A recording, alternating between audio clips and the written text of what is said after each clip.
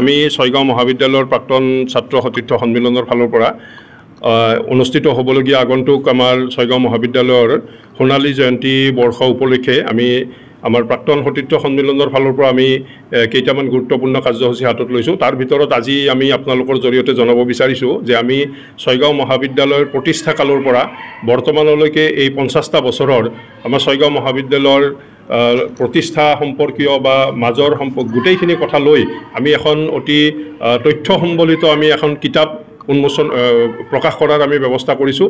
আৰু দ্বিতীয়টো হ'ল যে আমি ছয়গাঁও মহাবিদ্যালয়ৰ প্ৰাক্তন আৰু বৰ্তমান সকলো ছাত্ৰ ছাত্ৰীক সামৰি আমি তেখেতসকলৰ মাজত এখন কবিতা প্ৰতিযোগিতা আমি অনুষ্ঠিত কৰাৰ ব্যৱস্থা কৰিছোঁ। আৰু এই কবিতা প্ৰতিযোগিতা অহা 1 আগষ্টৰ পৰা 31 আগষ্ট অৰ্থাৎ আগষ্ট মাহটোত তেওঁলোকে কবিতা তেওঁলোকৰ স্বলিখিত কবিতা তেওঁলোকে দাখিল কৰিব পাৰিব।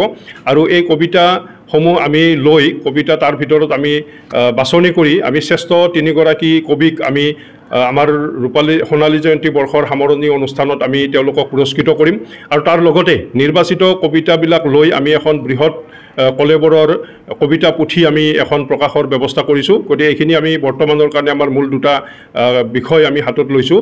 এই 2খন পুথি আমি প্ৰকাশৰ ব্যৱস্থা কৰিছোঁ। আৰু এই কবিতা প্ৰতিযোগিতাত অংশগ্ৰহণ কৰিবলগীয়া আমাৰ যিসকল প্ৰাক্তন আৰু বৰ্তমানৰ ছাত্ৰ ছাত্ৰী আছে তেওঁলোকে আমাৰ ইমেইলতো তেওঁলোকৰ কবিতা পঠিয়াব পাৰে। আৰু নতুবা ছয়গাঁৱত স্থিত আস্থা মাৰতত তেওঁলোকে ব্যক্তিগতভাৱে গৈ তেওঁলোকৰ কবিতাসমূহ জমা দিব পাৰিব।